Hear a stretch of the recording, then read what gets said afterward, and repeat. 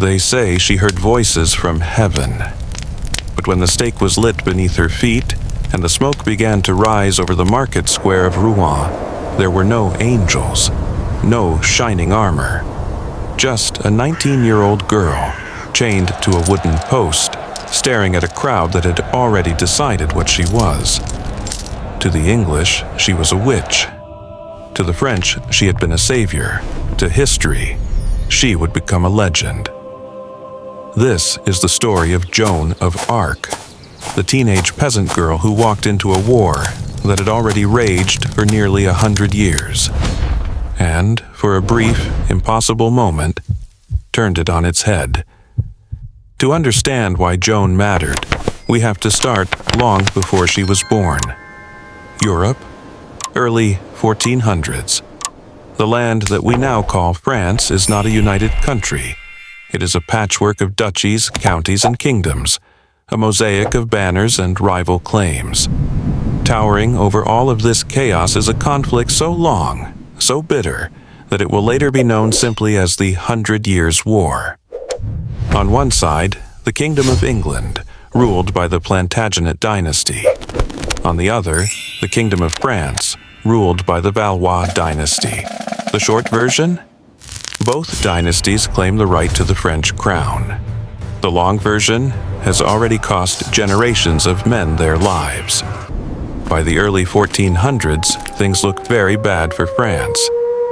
In 1415, the English King Henry V lands in France and smashes a much larger French army at the Battle of Agincourt.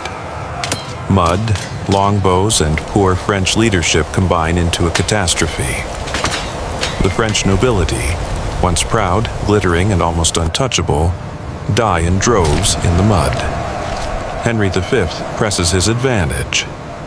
Through war and diplomacy, he forces the French king, Charles VI, a man plagued by mental illness and instability, to sign the Treaty of Troyes in 1420. This treaty disinherits Charles VI's own son, the Dauphin Charles, and declares Henry V the heir to the French throne. In other words, when Charles VI dies, the crown of France is supposed to go to the King of England. And it gets worse. The Burgundians, a powerful French faction led by the Duke of Burgundy, side with the English. France isn't just at war with England anymore, it's at war with itself. Then fate intervenes in a way no one expected. In 1422, both kings die within months of each other. Henry V of England, Charles VI of France. Suddenly, two claims to the French throne collide. According to the Treaty of Troyes, Henry V's infant son, Henry VI, not yet a year old, is now technically king of both England and France, with powerful regents ruling in his name. But Charles VI's disinherited son, the Dauphin Charles, refuses to accept this. From the southern city of Bourges, holding on to the tattered remnants of his authority, he still calls himself the rightful king of France. The problem? He can't even reach the traditional coronation city of Reims. English and Burgundian forces control most of northern France. The French royal treasury is nearly empty. Morale is shattered. Many of his own nobles doubt him. Some whisper that he's illegitimate, that his mother, Queen Isabeau, was unfaithful, and that he isn't truly of royal blood. The so-called King of Bourges, they mockingly call him. In 1428, English-backed forces lay siege to the city of Orléans, a crucial stronghold on the Loire River. If Orléans falls, the road into the remaining French territories lies wide open.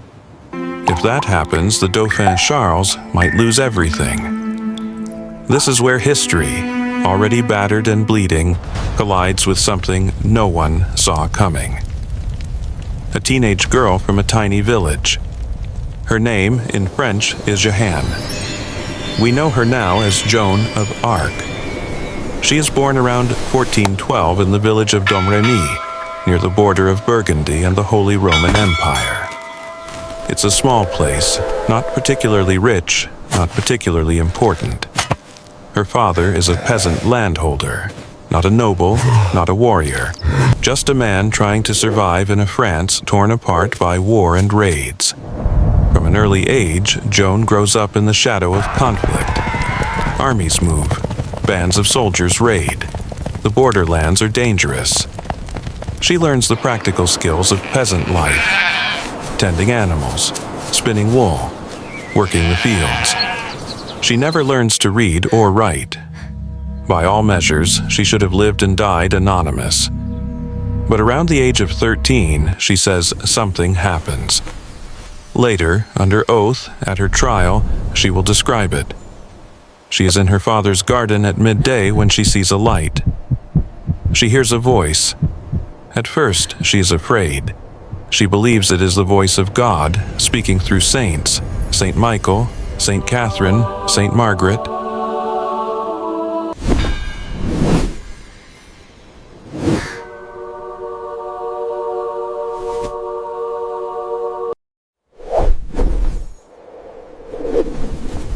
Over time, the voices return.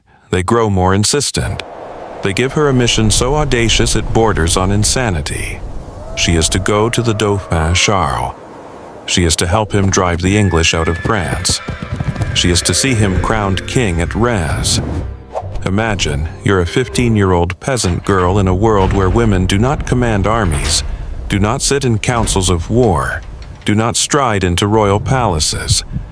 And your instructions are to walk into the heart of that world and change the course of a kingdom. In any rational scenario, she would have been dismissed as crazy and quietly forgotten. But Joan is not rational in the way her world expects. She is absolutely convinced that her voices are real, that her mission is sacred. And in a France exhausted by defeat and humiliation, she is about to meet people desperate enough to listen. At first, no one does. Around 1428, Joan tries to approach the local garrison commander in Vaucouleurs, a man named Robert de Baudricourt.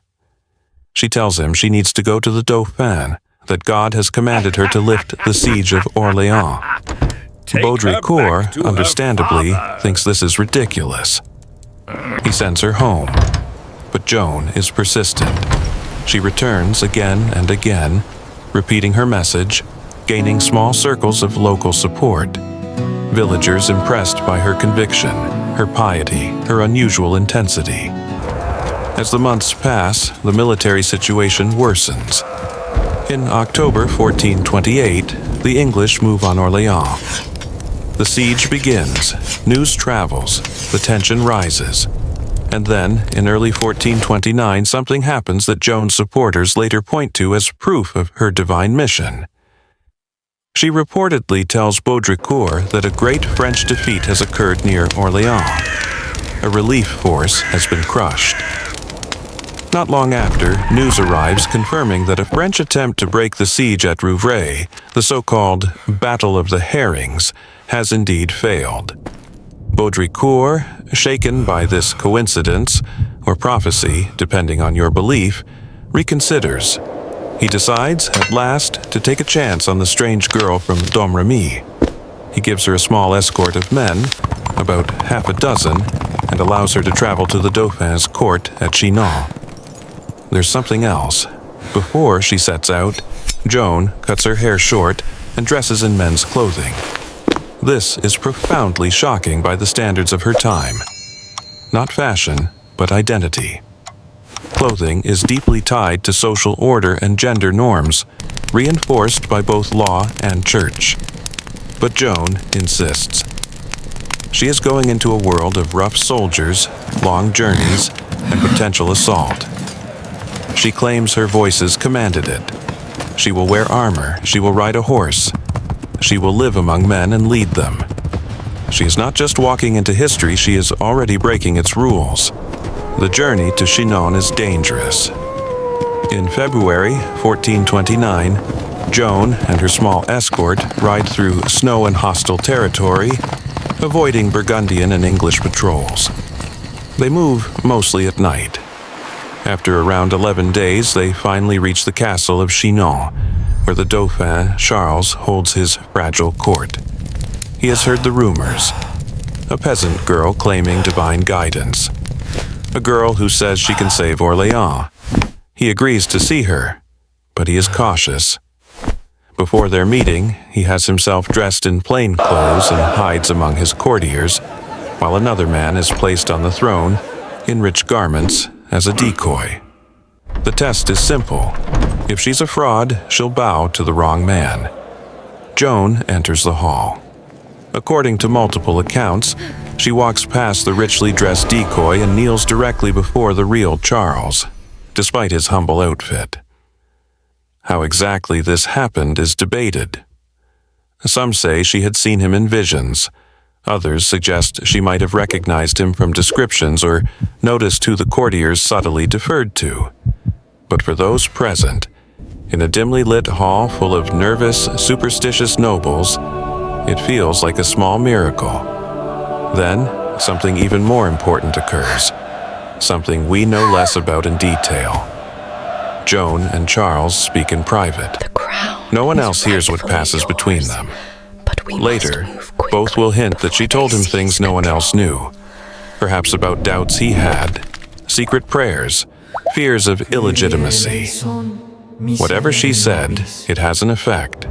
The insecure, hesitant Dauphin finds in this strange girl something he has not had in years, a sense of destiny. Still, Charles is not completely reckless. Before trusting her with men in arms, he has church officials interrogate her. Theologians and clerics question her about her visions, her faith, her motives. They look for signs of heresy or witchcraft. Joan is young and illiterate, but she is not easily intimidated. When asked if she is in God's grace, a loaded theological question, she replies, "If I am not, may God place me there. If I am, may God keep me there." A cautious, almost sophisticated answer that avoids a trap of pride.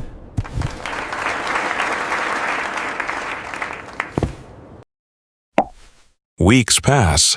The clerics find no obvious fault in her doctrine. Politically, she's useful. Spiritually, she's compelling. The decision is made. They will send Joan to Orléans, and they will give her something that no peasant girl should ever have held: command. It is important to be clear here. Joan is not given absolute authority in the modern sense. She is surrounded by veteran commanders, men like Jean d'Orléans, the bastard of Orléans, and La Hire, crusty captains who have spent their lives in war. But she is not a mascot either. She carries her own standard, a white banner bearing images of Christ and fleur-de-lis. She wears armor. She rides at the head of the column. She speaks in councils of war. Men listen. Before she departs, something crucial happens at Poitiers. A more formal inquiry by theologians concludes that she may indeed be acting under God's will. It's not an official declaration of sanctity, but it gives her political and moral cover. They outfit her with a sword and armor. There's even a story that she discovers a special sword hidden behind the altar of the church at Sainte Catherine de Fierbois, supposedly revealed to her by her voices. By April 1429, a relief force forms, and Joan leaves Blois for Orléans. The morale shift is immediate. As she rides, people crowd along the roads to see her. Soldiers who had grown used to defeat start to whisper that maybe, just maybe, God has not abandoned France. The English, for their part, hear the rumors too. To them, this is either a joke or something darker. Orléans has been under siege for months when Joan arrives. English forces have built a ring of fortifications, earthworks and bastions around the city, tightening the noose. The situation is grim. Food is running low. The people are worn down. Several French attempts to relieve the city have failed. On the night of April 29, 1429, Joan and her escort managed to slip into Orléans by river, bringing much-needed supplies. Crowds press in around her as she enters. People shout, weep, reach for her banner. For them, this girl, barely 17, is a walking symbol of hope. Now comes the real test. Not visions, not words, but war. What exactly did Joan do in the siege of Orléans? Historians debate the details. We know she did not personally design complex battle plans. She was not a trained commander in the technical sense. But she did 3 things that changed everything. First, she insisted on action. Up to this point, French commanders had often been cautious, scarred by disasters like Agincourt. They hesitated, delayed, argued. Joan cut through that. She pushed them to attack the English positions one by one, aggressively. Second, she refused to accept half measures. At one point, after a day's fighting, the French want to pause. They believe they've done enough for now. Joan is furious. She tells them that God does not reward cowardice. She pressures them to renew the assault. Third, and maybe most crucially, she inspired. She rode where arrows flew, banner high, shouting encouragement, calling on soldiers to remember God, king, and country. In an age deeply steeped in religious meaning, this was more than just morale. It felt like divine sanction. For a demoralized army, that's a weapon. On May 4th, the French, with Joan among them, attack and seize one of the English forts outside the city. On May 6th, they take another. On May 7th, they assault the fortress of Retrial, guarding the crucial bridge. The fighting is brutal. Arrows and stones rain down. Scaling ladders shatter. Men fall screaming into the water below. At one point, Joan is struck by an arrow in the shoulder or neck. She falls wounded, and for a moment, French morale wavers. The maid has bled. Maybe she can die like any other. But she refuses to leave the field for long. After having her wound dressed, she returns, carrying her banner. Her presence helps rally the men for a final push. They storm the fortifications. English commander William Glasdale is killed, reportedly drowned in the river while in armor. Les Tourelles falls. The next day, May 8th, the English lift the siege. Orléans is saved. In purely military terms, the English could have tried to hold on longer. But psychologically, something has shattered. An army that expected inevitable victory has been beaten by forces they had long despised. And they're now forced to consider perhaps by a God who no longer favors them. For the French, Orléans is more than just the relief of a city. It is proof that the tide can turn. It is proof that this strange, intense girl from Domrémy is not just talk. And for Joan, it is the first major step in the mission her voices gave her. But she is not done. With Orléans freed, the French nobles regroup. Victory has made Joan presses the Dauphin Charles with a single-minded focus. He must go to Reims. He must be crowned. This is not just ceremony. In medieval France, legitimacy is not fully real until the anointing oil touches the king's forehead in the Cathedral of Reims. It is a sacred act, tying monarch and God together in the eyes of the people. But Reims is deep in enemy territory. To get there, the French must march through a landscape dotted with hostile towns and potentially blocking armies. It is risky. Some advisors urge caution. Joan insists. God has commanded it, she says.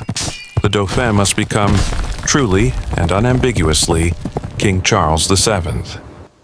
In June 1429, the French army moves again. They advance up the Loire River, winning a series of engagements: Jargeau, Meung-sur-Loire, Beaugency. On June 18th, they meet an English force at Poitiers. Here, something remarkable happens. At Poitiers, the English, long famous for their devastating longbow tactics, the same that had crushed the French at Agincourt, are caught unprepared. Their archers, still trying to set up defensive stakes, are charged before they're ready. The result is a French victory, swift and surprising. To some contemporaries, it looks like the mirror image of Agincourt, but in France's favor. With English field forces in disarray, the road to Reims begins to open. Yet, this is not a simple triumphant march. Towns along the way face choices. Do they open their gates to Charles, risking English revenge later? Or do they resist, betting on English power? Again, Joan's presence matters. Her reputation has raced ahead of her. Stories circulate. The maid who lifted Orléans, the girl who hears the saints, the peasant who walks with princes. To many towns, she looks like a sign that the Dauphin's cause has divine favor. One by one, cities like Troyes negotiate and yield. On July 16, 1429, the French army reaches Reims.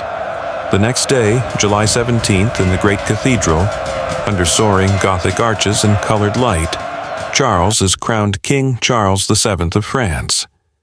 Joan stands nearby, holding her banner.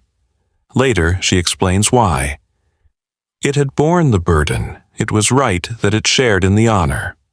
For a brief, shining moment, it seems as if all the suffering and doubt have been vindicated. The disinherited prince is king. The people cheer. The symbolism is overwhelming. But beyond the cathedral walls, the war is not over. The English still hold Paris. The Burgundians still control large territories. The treaty claiming France for an English king has not vanished overnight. And the forces that brought Joan up will soon begin to drag her down. After Reims, the question hangs in the air. What now? Joan wants to push the advantage. To her, God has shown the path. Strike hard, free Paris, drive out the English. But in the royal council, politics reassert themselves. Charles VII is no longer a desperate Dauphin clinging to survival. He is an anointed king. That brings new caution. He must think not just as a claimant, but as a ruler, facing complex diplomatic realities.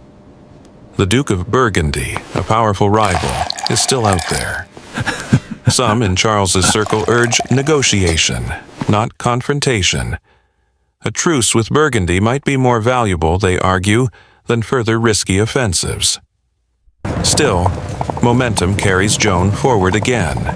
In August 1429, French forces, with Joan among them, move toward Paris, which is under Anglo-Burgundian control. On September 8th, they launch an attack on the city's defenses at the gate of Saint-Honoré. Once again, Joan is in the thick of the fighting, banner in hand. Once again, she is wounded, this time by a crossbow bolt in the thigh. But this time, there is no dramatic turnaround. The assault fails, the walls hold, casualties rise.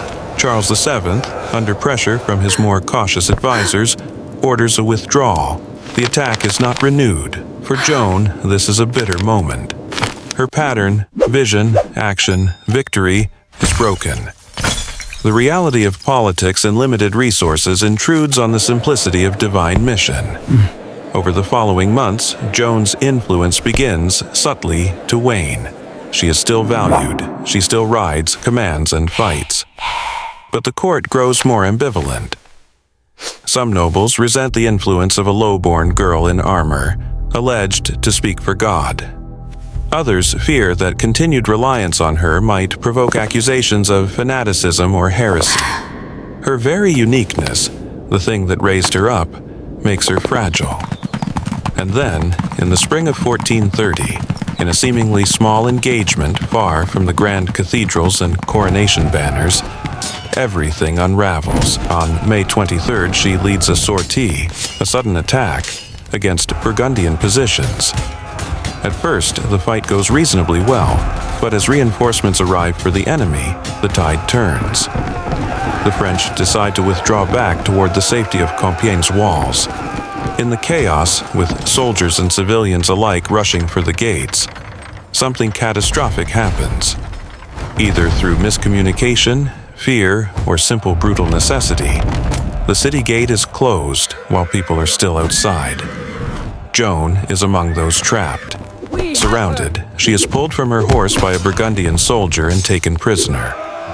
In that moment, the Maid of Orléans, who had once walked through courts and battlefields with the aura of divine protection, becomes just another captive of war.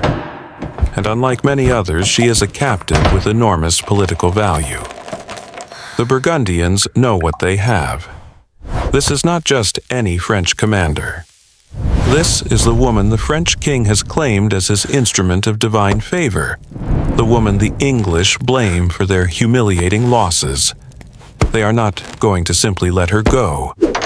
Ransoming prisoners, even high-ranking ones, is a normal part of medieval warfare.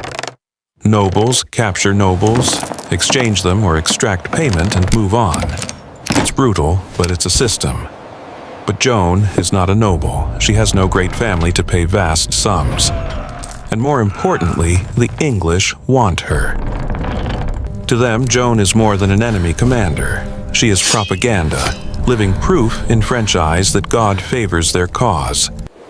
As long as she is free, every French victory can be linked to her and her voices. So, the English regents, governing in the name of the infant Henry VI, arranged to purchase her from the Burgundians. She is transferred to English-controlled territory, eventually brought to the city of Rouen in Normandy. There, they will not treat her as a prisoner of war. They will treat her as something far more dangerous, a supposed heretic. Because killing an enemy commander is one thing. Executing a witch, a heretic, someone condemned by the church itself, that, in the eyes of the medieval public, sends a powerful message. Not just that France has lost a leader, but that God has condemned her. It is not enough to silence Joan. They must destroy what she represents. In January 1431, Joan of Arc stands before a tribunal in Rouen. The charges against her are not about military tactics or battlefield conduct. They are about her visions, her claims to divine guidance, her role in wearing men's clothing, and, increasingly, her refusal to obey the church authorities who now stand against her. Presiding over the trial is Pierre Cochon, the Bishop of Beauvais, a man politically aligned with the English and the Burgundians. Around him gather learned theologians and canon lawyers, many of them from the University of Paris, which leans strongly pro-English. The trial is supposed to be about religion. In reality, it is drenched in politics. If they can declare her a heretic, they can cast doubt on everything she did. The victories, the coronation, the symbolic meaning of Charles VII's legitimacy. Joan is 19. She is imprisoned in an English military prison, guarded by male soldiers, chained, threatened, interrogated over and over. She has no lawyer. She faces a panel of educated men, some hostile, some curious, some perhaps uneasy. And yet, in the preserved transcripts, because, remarkably, the records of her trial survive, her voice comes through with startling clarity. They ask about her voices. She names Saint Michael, Saint Margaret, Saint Catherine. She insists they are real, that they have guided her realistically, concretely, telling her when to act, how to speak, whom to support. They ask why she wears men's clothing. She answers bluntly, "It is necessary. Among soldiers, it offers safety." She says she has done nothing without God's will. They press her on obedience to the church. This is tricky ground. Medieval Catholicism sees the church hierarchy as the ultimate earthly arbiter of doctrine. To claim private revelation that contradicts or bypasses that authority is dangerous. Joan tries to navigate this, expressing respect for the church, but also stubbornly insisting that she must obey God first, as revealed through her voices. At times, she is frightened, confused, or defensive. At other times, she is sharp, almost defiant. When asked if she believes she is in God's grace, the same trap they had set for her years before, she gives the same careful answer. If she is not, she prays that God will put her there. But the outcome is, in truth, largely predetermined. The English need her condemned.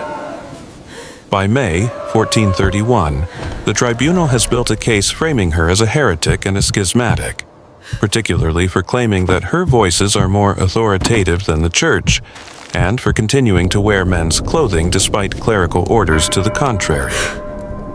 Then comes a cruel twist. Under threats of immediate execution, possibly in a moment of exhaustion or terror, Joan signs a document, an abjuration, promising to renounce her voices, submit to the church's authority, and return to women's clothing. For a brief time, she is spared the stake and condemned instead to life imprisonment on bread and water. But in the dark of her prison cell, something happens. We cannot fully know if she is tricked, coerced, or simply reaches her breaking point. What we know is that Joan begins wearing men's clothing again. Later, accounts suggest that her guards may have taken her women's clothes, leaving only male garments, or that she resumed them as a kind of spiritual protest, reaffirming her role and mission. To the tribunal, this is enough. By returning to the behavior they had to others, she is a symbol of faith and mysticism, a saintly figure who obeys God over earthly powers. To still others, she is an icon of feminist history. A young woman who defied rigid gender norms, wore armor, led men, and refused to be confined to an expected role. Of course, each of these interpretations says as much about the era embracing her as it does about Joan herself. Between the real girl from Domrémy and the Joan on posters, statues, and stained glass, there is always a space, a gap filled with symbolism, modern values, and myth. But traces of the real Joan remain.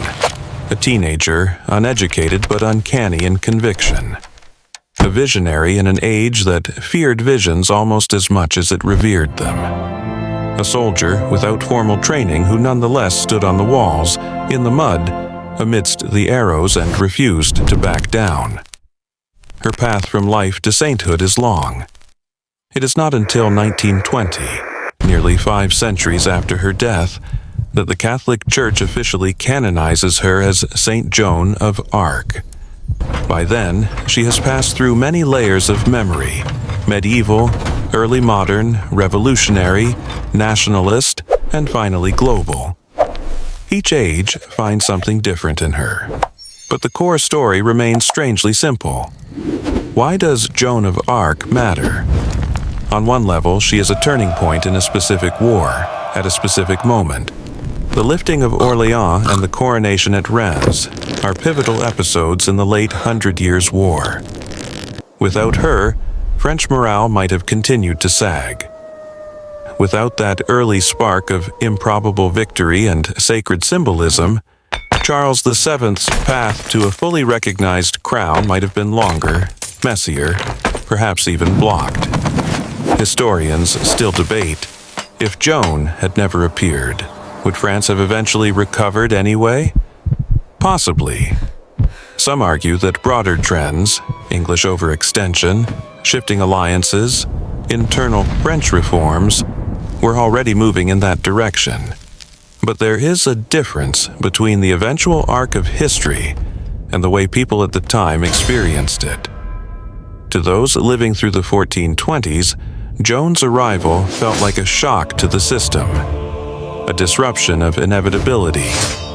On another level, she matters because she presses us to ask uncomfortable questions about belief, authority, and gender. In a deeply religious society, where God is seen as an active force guiding history, what happens when an ordinary person, a young woman no less, claims a direct line to the divine? Who gets to say, God wants this? Kings? Priests? Theologians? Or can it be a peasant girl with no schooling, emerging from a remote village? The institutions of her time simply could not fully accept that. They could use her. In moments of desperation, they embraced her aura of sanctity and victory. But once stability returned, the same structures that briefly lifted her up were not built to accommodate someone like her for long. She did not belong in the carefully ordered hierarchies of nobility, clergy, and gender roles. And so, eventually, they burned her. But even in doing so, they lost control of her narrative. Because stories, once loosed into the world, have a life of their own. A 19-year-old girl, hearing voices in a garden, sets off on a road she should never have been allowed to walk. She convinces grizzled captains to fight when they'd rather retreat. She walks into the battlefield with a banner instead of a sword, and men follow. She stands in front of judges who call her a heretic, and insists that she has obeyed God as best she could understand him. Centuries later, her ashes scattered in the Seine are long gone, but her name is known from villages in France to classrooms across the globe. Joan did not live to see how the war ended. She did not live to see Charles VII secure his throne, or to watch the English retreat across the Channel. But the echoes of her short, blazing life ripple far beyond the 100 Years' War.